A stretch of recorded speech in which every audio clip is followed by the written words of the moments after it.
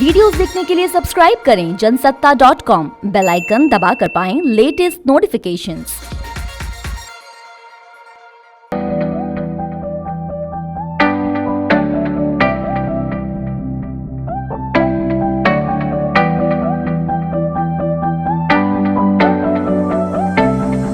केंद्र की नरेंद्र मोदी सरकार ने 1 फरवरी को इस साल का बजट पेश किया।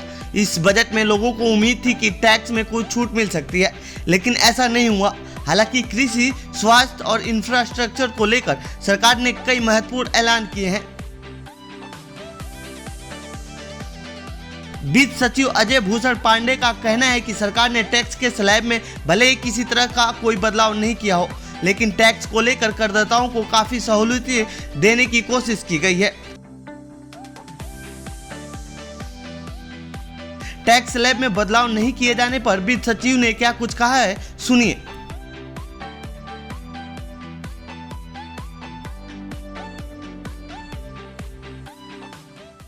जहाँ तक कि कर व्यवस्था का सवाल है, हमने इस बजट में कर व्यवस्था में कई सुधार के भी प्रस्ताव इस वहाँ पर रखे हैं, लेकिन हमने कर के दर में कोई बदलाव इसलिए नहीं किया है क्योंकि हम चाहते हैं कि कर के दरों में कुछ एक स्टेबिलिटी हो।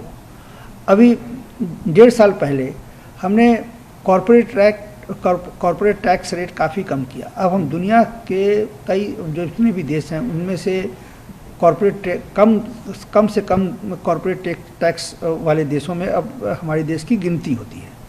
हमने ऐसा क्यों किया? हमने ऐसा इसलिए किया कि हम चाहते हैं कि हमारे देश में इन्वेस्टमेंट आए, हमारे देश में लोग इन्वेस्टमेंट करें और इन्वेस्टमेंट करके वो नौकरी दें लोगों को, हमारे देश में इकोनॉमी में उसको गति मिले, और इसलिए हमने बड़ा टैक्स रेट काफ़ी कम कर दिया। उसी तरीके से पिछले साल जो पर्सनल इनकम टैक्स है उसके भी रेट्स में कम किए, और उसमें भी हमने ये कहा कि जो लोग एग्जेम्पशंस नहीं लेंगे, तरह तरह के एग्जेम्पशंस नहीं लेंगे, उनके लिए काफ़ी टैक्स रेट काफ़ी हमने कम कर दिया है। तो उसी तरीके का हमने हमारा सोच बाकी टैक्स में भी है, कस्टम ड्यूटी में भी है, एक्साइज में भी है। इन सब चीज़ों में हम चाहते हैं कि टैक्स रेट कम से कम हो। इसमें हम बार बार चेंज ना करें कि हर बजट के टाइम पे या हर महीने 2 महीने पर अगर इस तरह का अगर हम करेंगे अगर, तो एक बिजनेस में जो एक सर्टेनिटी होती है कि कोई भी अगर व्यापारी है या उद्योग है, वो पूरे कैलकुलेट करके कि उसको कितना टैक्स लगने वाला है, कितना उसका रेवेन्यू होने वाला है, कितना उसका खर्च होने वाला है, उसके हिसाब से वो अपना बिजनेस प्लान बनाता है। यदि हम बार बार इसको अगर हम बदलेंगे तो ये एक अर्थव्यवस्था के लिए ठीक नहीं है।